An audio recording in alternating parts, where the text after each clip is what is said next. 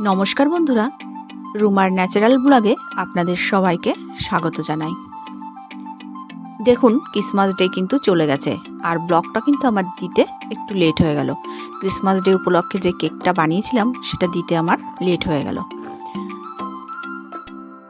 আজ আমি আপনাদের সঙ্গে সেটাই শেয়ার করব। তার জন্য আমি দুপুরে একটু রান্না করে নেব ডিমের ঝোল। তো চলুন, আমি একটু ডিমের ঝোলটা আগে রান্না করে নিয়ে তারপর আপনাদের সঙ্গে কেকটাকে শেয়ার করব কিভাবে বানিয়েছিলাম।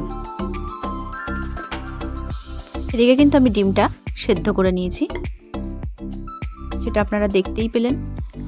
আর অন্যদিকে একটা কড়াই বসিয়ে তেল গরম করে তার মধ্যে আমি দিয়ে দেবো কেটে নেওয়া আলুগুলো। তেলটাকে একটু ভালো করে গরম করে নিলাম। এরপর আমি আলুগুলো দিয়ে ভালো করে ভেজে নেব। এক এক করে কেটে নেওয়া আলুগুলো সব আমি দিয়ে দেব।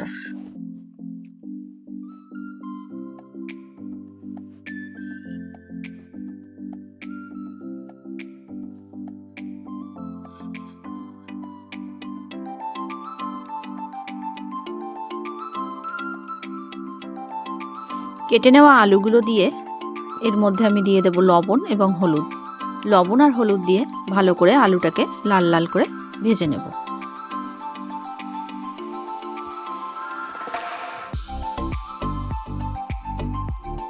আলুটা কিন্তু আমার প্রায় ভাজা হয়ে গেছে।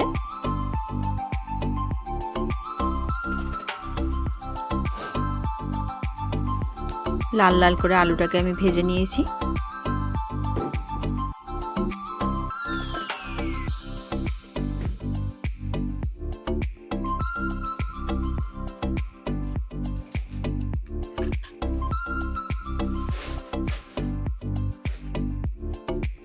আর অন্যদিকে আমি একটা মিক্সচার মেশিনের বাটি নিয়ে নিয়েছি, তার মধ্যে দিয়ে দিলাম আদা, রসুন আর দিয়ে দেবো একটা পাকা টমেটো।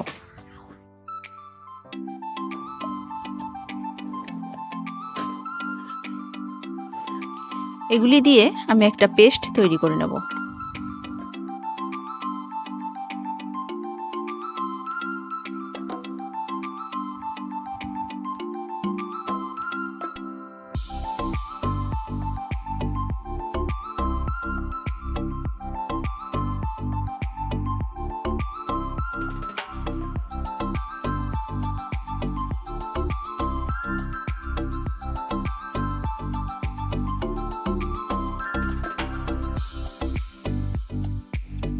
এবার আমি এখানে একটা কড়াই বসিয়েছি, তার মধ্যে তেল দিয়ে তেলটাকে ভালো করে গরম করে নিয়েছি। আর ওর মধ্যে দিয়ে দিয়েছি কুচানো পেঁয়াজ। পেঁয়াজটাকে দিয়ে আমি ভালো করে একটু লাল লাল করে ভেজে নেব।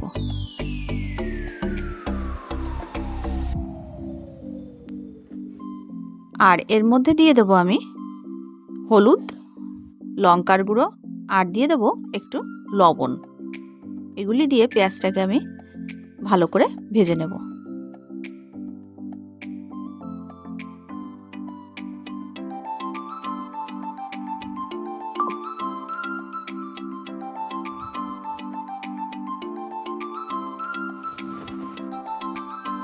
এরপর আমি এর মধ্যে দিয়ে দেব পেস্ট করে নেওয়া মশলা। মশলাটা দিয়ে ভালো করে কষিয়ে নেব।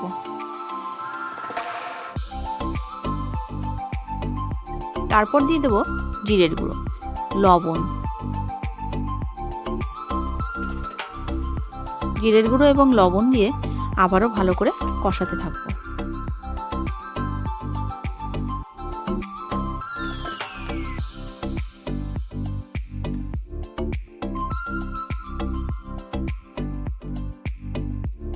কষাতে কষাতেই এর মধ্যে দিয়ে দেবো একটু ফেটিয়ে নেওয়া টক দই। টক দইটা দিয়ে কিন্তু আমি অল্প করে কষিয়ে নিয়ে তারপর দিয়ে দিয়েছিলাম ভেজে নেওয়া আলুগুলো। আলুগুলো ওই মশলার সাথে ভালো করে কষাতে থাকবো, যাতে আলুগুলো তাড়াতাড়ি সেদ্ধ হয়ে যায়। তারপর এর মধ্যে দিয়ে দেবো একটু আলুর দমের মশলা। আর এই যে দেখুন, আমি কিন্তু ডিমগুলো দিয়ে দিয়েছি আপনাদেরকে দেখানোর জন্য। একটা ডিম পরে আমি দিয়ে দিলাম। এই যে ডিম কিন্তু আমি এর মধ্যে অলরেডি দিয়েই দিয়েছি।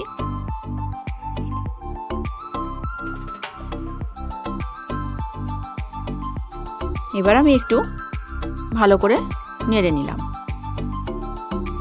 রান্নাটা করতে করতেই আমি চলে এসেছি টেবিলটাকে একটু পরিষ্কার করে নিতে।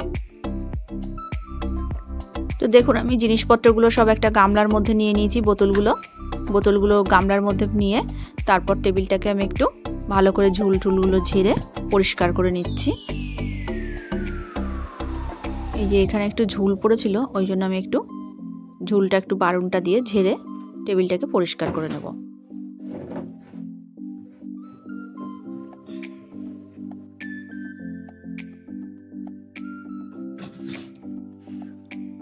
ম্যাটগুলো সব ঝেড়ে আবার ভাঁজ করে রেখে দিচ্ছি।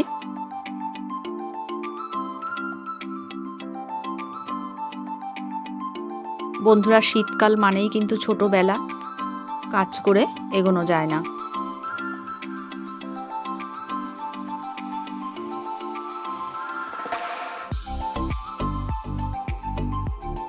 যাই হোক, সমস্ত কিছু সব গুছিয়ে সরিয়ে আমি একটু টেবিলটাকে মুছে নিলাম।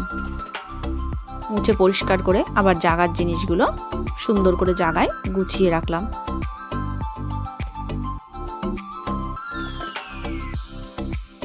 দেখুন এভাবেই কিন্তু আমি টেবিলটাকে পরিষ্কার করে গুছিয়ে নিলাম। আর বন্ধুরা, ওই যে ওষুধগুলো দেখলেন না, ওগুলো কিন্তু সবই কিন্তু আমার ওষুধ। টেবিলটা কিন্তু আমার গুছিয়ে নেওয়া হয়ে গেছে। এরপর আমি ঘরটা একটু ঝাড় দিয়ে নেব। ঘরটা ঝাড় দিয়ে পরিষ্কার করে নেব।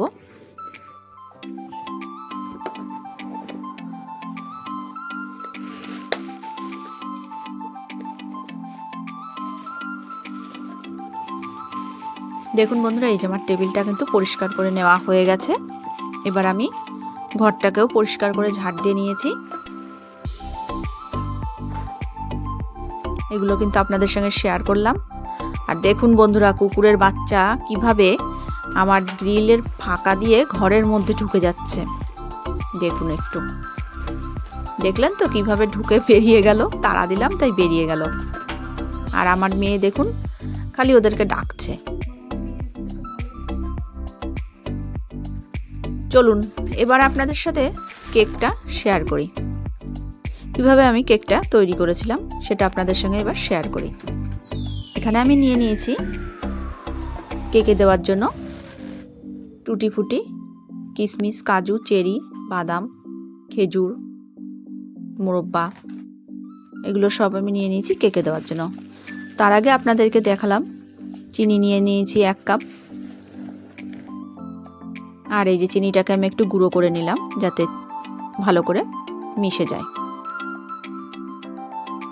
গুঁড়ো চিনিটা একটা গামলার মধ্যে ঢেলে নিলাম। আর এখানে নিয়ে নিয়েছি 2টো কমলা লেবু। কমলা লেবু দিয়ে আমি আজকে কেক বানাবো। কমলা লেবুর কেকের যে ফ্লেভারটা খেতে কিন্তু খুব সুন্দর লাগে। আপনারাও বাড়িতে এভাবে ট্রাই করে দেখতে পারেন। খুব সুন্দর একটা ফ্লেভার আসে কেকের থেকে। কমলালেবু এই কোয়াগুলোকে আমি ছাড়িয়ে নিয়েছি মিক্সচার মেশিনের বাটিতে।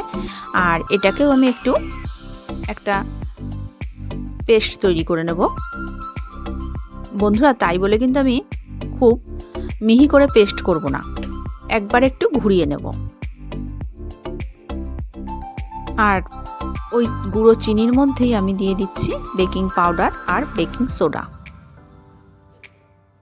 1/2 চামচ বেকিং সোডা আর 1 চামচ দিয়েছিলাম বেকিং পাউডার।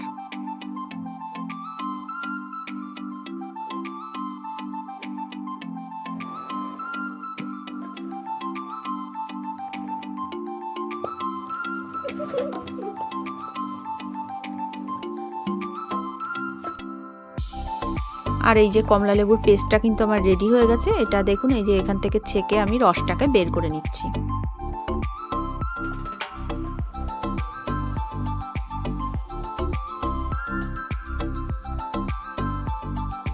রসটা কিন্তু আমার বের করে নেওয়া হয়ে গেছে।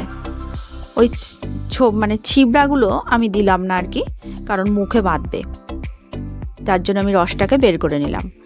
আর এদিকে আমি কাপের মধ্যে নিয়ে নিলাম 1 কাপ টক দই। আজকে আমি কমলা লেবুর রস এবং টক দই দিয়ে আমি কেকটাকে বানাবো। আর এদিকে একটু এলাচ ভালো করে একটু গরম করে থেতো করে নিচ্ছি। এলাচের যে বীজটা সেটাই দেবো, এলাচের খোসাগুলো দেব না।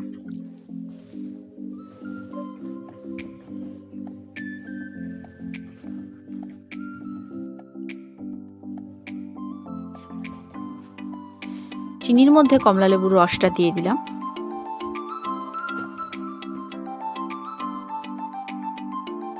এবার আমি একটা হ্যান্ড উইক্স দিয়ে কেকের ব্যাটারটাকে ঘুরিয়ে নিলাম। তারপর এর মধ্যে দিয়ে দিলাম সেই মেপে নেওয়া টক দই। টক দইটা দিয়েও আমি একটু ফেটিয়ে নেব।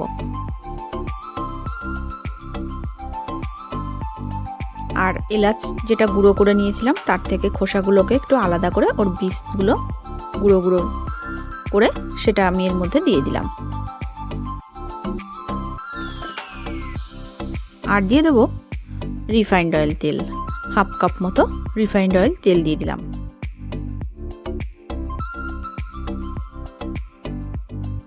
এই ব্যাটারের মধ্যে কিন্তু এটা তেলটা দিয়ে আমি আবারও একটু ভালো করে মিশিয়ে নেব।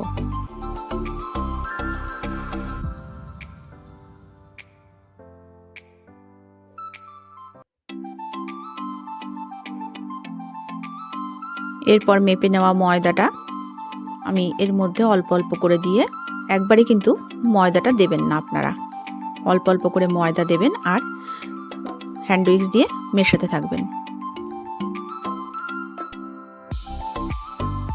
একবারে দিলে কিন্তু ময়দাটা দলা পাকিয়ে যেতে পারে,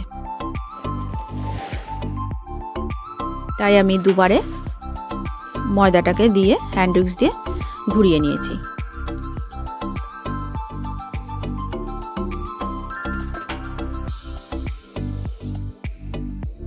প্রথমে একবার দিয়ে কিন্তু ঘুরিয়ে নিলাম, তারপরে বাদবাকি যেটুকু ছিল সেটুকু কিন্তু আবারও আমি দিয়ে মিশিয়ে নেব।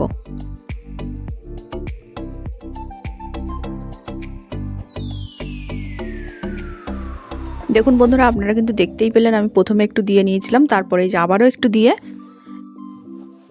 ব্যাটারের সাথে এটাকে মিশিয়ে নিচ্ছি।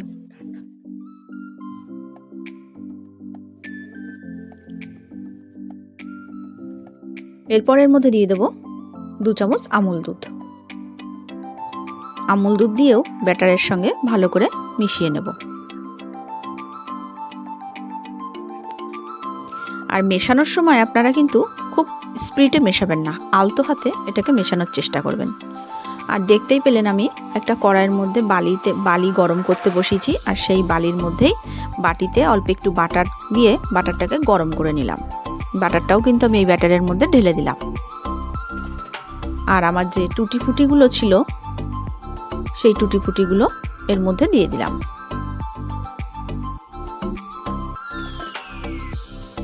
দিয়ে আবারও ব্যাটারের সঙ্গে ভালো করে মিশিয়ে নেব।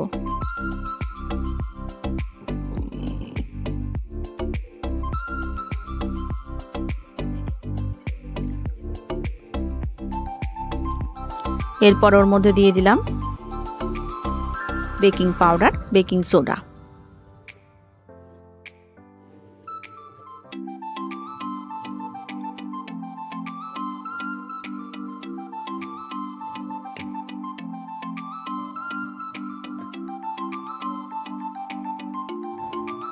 দেখুন বন্ধুরা, এই ভ্যানিলা এসেন্সটা কিন্তু আমার নতুন, কৌটাটা এখনো খোলা হয়নি, তাই আমি ওর মুখটা একটু খুলে নিলাম। ভ্যানিলা এসেন্সটা আমি এখানে 1 চামচ ব্যবহার করলাম। এই ব্যাটারের মধ্যে ভ্যানিলা এসেন্সটা দিয়ে ভালো করে মিশিয়ে নেব।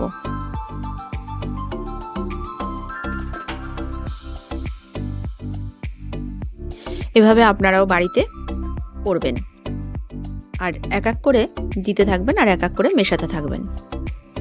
তারপর আমি দেখুন এর মধ্যে দিয়ে দেব বাদাম কুচি, কিশমিশ, কাজু, এগুলো দিয়ে ব্যাটারের সঙ্গে ভালো করে আবারও মিশিয়ে নেব।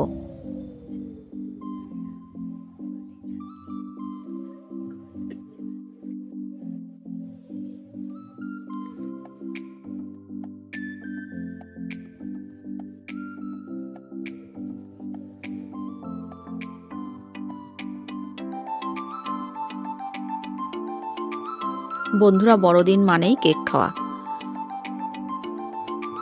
তো এখন আর বাজার থেকে কেউ কিনে খেতে চায় না, সবাই কিন্তু বাড়িতেই বানানোর চেষ্টা করে।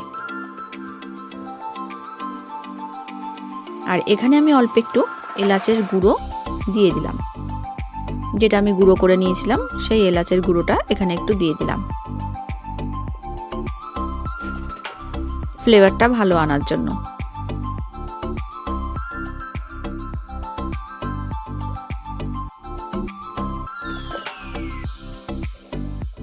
আর এখানে দুটো ফয়েল মোল্ড আমি নিয়ে নিয়েছি। মোল্ডে আমি একটু তেল ব্রাশ করে নিচ্ছি। তেল ব্রাশ করে নেওয়া হয়ে গেছে, এরপর আমি কেকের ব্যাটারটা দিয়ে দেব।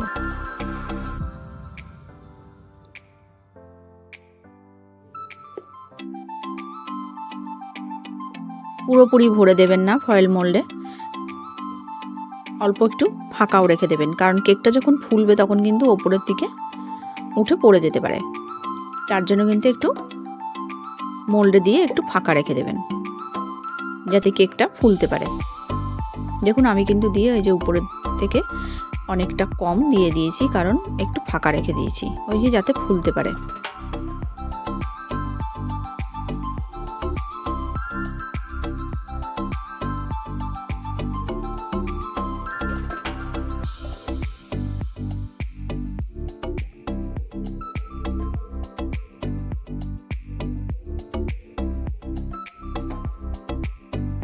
আর একটা মোল্ডেও কিন্তু আমি ওভাবেই দিয়ে দেব।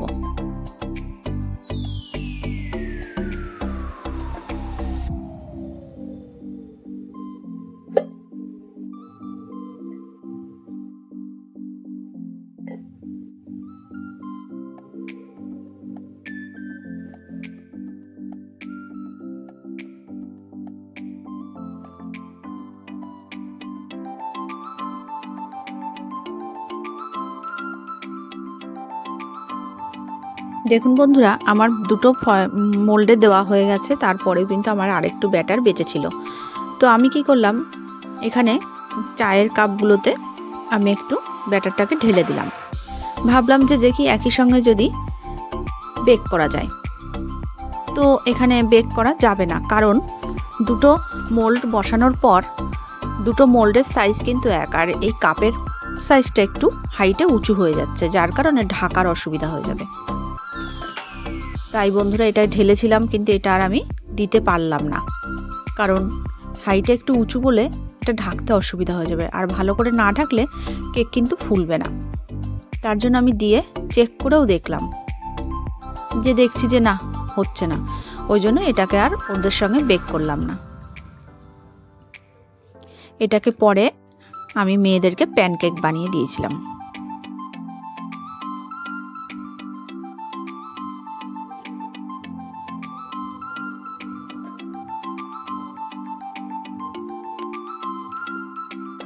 এই যে দেখুন, আমি একটু ওই চায়ের কাপটা দিয়ে বসিয়ে আমি দেখলাম যে হবে কি না।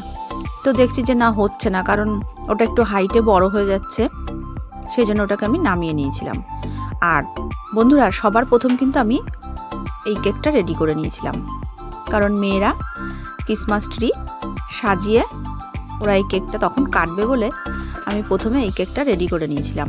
তো এই কেকটার রেসিপিটা আপনাদের সঙ্গে কিন্তু শেয়ার করা হয়নি, কারণ আমি এটা খুব তাড়াতাড়ি করে ওদেরকে রেডি করে দিয়েছিলাম। তাহলে মোট আমি 3টে কেক বানিয়েছি কিন্তু ওই দিন বন্ধুরা। 2টো মোল্ডে বানিয়েছি, আর এইটা একটা টিনের কেকের মোল্ডে বানিয়ে নিয়েছিলাম। তার জন্য আপনাদের সঙ্গে এটা আর শেয়ার করা হয়নি। এটাকে আমি কেটে মেয়েদেরকে দিয়ে দেবো, মেয়েরা কেকটা কাটবে ক্রিসমাস ট্রি উপলক্ষে, ওরা সবাই মিলে একটু আনন্দ করবে, ওই জন্য আমি এটাকে তাড়াতাড়ি রেডি করে নিয়েছিলাম, এটার আর রেসিপিটা শেয়ার করিনি।